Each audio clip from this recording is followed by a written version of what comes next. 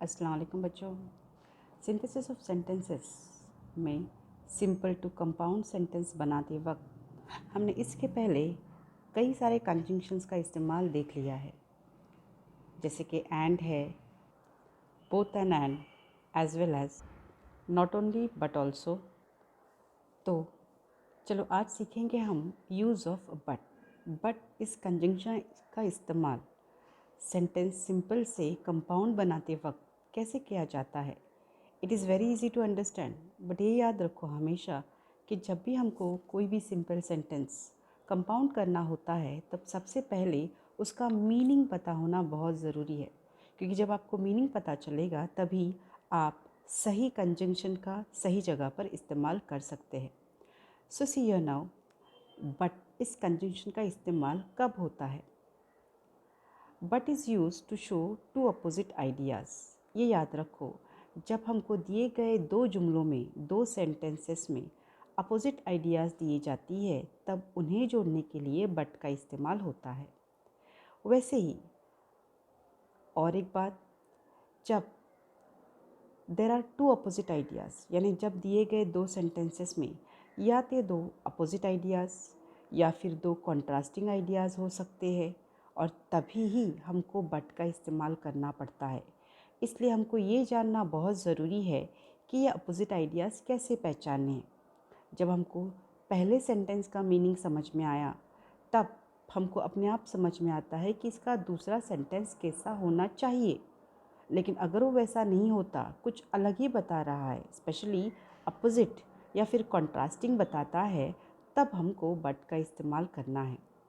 तो यहाँ पर ज़रा ध्यान देखेंगे। एग्ज़ाम्पल के तौर पे मैं आपको बताती हूँ, she is clever, she failed the exam. अभी यहाँ पर ध्यान दो, क्लेवर, अगर वो होशियार है इसका मतलब वो एग्ज़ाम में अच्छे मार्क्स हासिल कर सकती है। लेकिन आपको दूसरा जुमला बताता है कि शी फेल्ड द एग्ज़ाम, अरे वो तो एग्ज़ाम फेल हो गई। यानी हमको दिखाई दे रहा है कि होशियार होने के बावजूद, being a clever girl, she failed the exam, exam में वो फेल हो गई। यानी यहाँ पर हमको अपोजिट कॉन्ट्रास्टिंग आइडिया दिखती है, इसलिए हम इसको बट से जोड़ेंगे। She is clever but she failed the exam. Getting it? और देखो, हिंदी में भी मैं मीनिंग दिया है, वो होशियार है लेकिन परीक्षा में फेल हो गई। उसी तरीके से कुछ सेंटेंसेस और देखते हैं। देखो, such success is easy to talk और boast about, it is hard to achieve. यानी ऐसी कामयाबी जो है वो बात करना, ऐसी सफलता के बारे में अगर हम बात करना चाहते हैं, बोस्ट करना चाहते हैं, वो बहुत आसान है, लेकिन उसको हासिल करना बहुत मुश्किल, कठिन।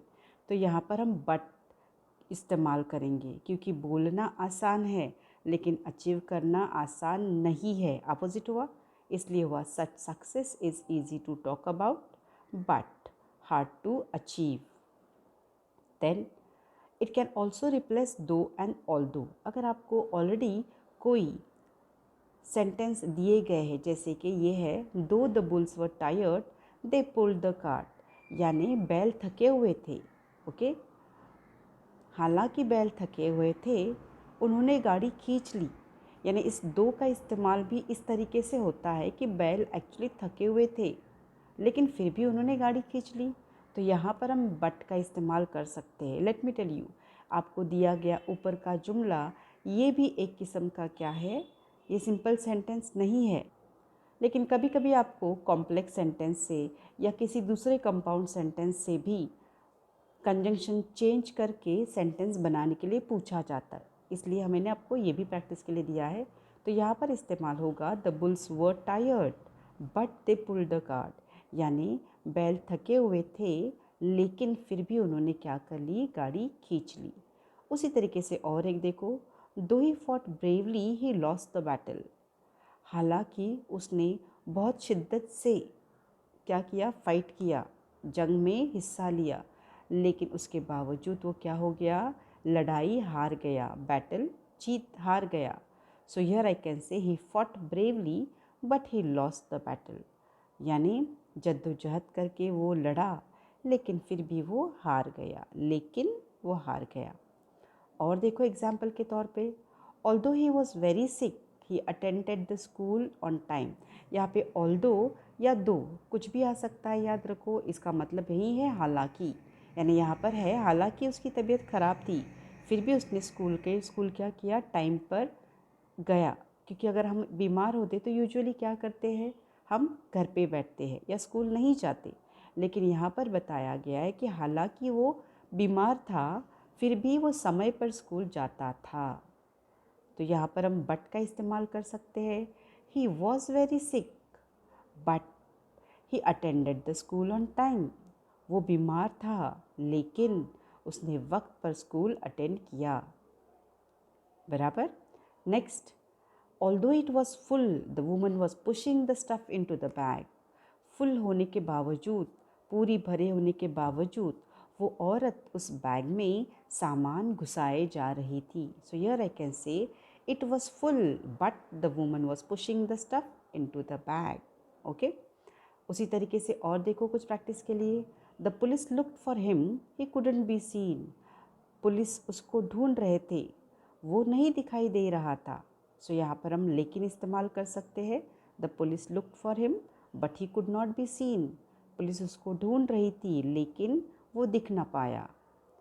The passenger ran fast, he didn't catch the bus. Passenger तेज़ी से दौड़ा लेकिन उसको बस नहीं मिली या फिर वो बस नहीं पकड़ पाया। इसके लिए यहाँ पर आएगा but. The passenger ran fast but he didn't catch the bus. Okay, so here thank you very much. I hope ये इजी वाला ऑफ कोर्स पार्ट था, लेकिन एज आई सेड जब तक मीनिंग नहीं समझता हमको सही कंजंक्शन का सही जगह पे इस्तेमाल नहीं समझ में आएगा।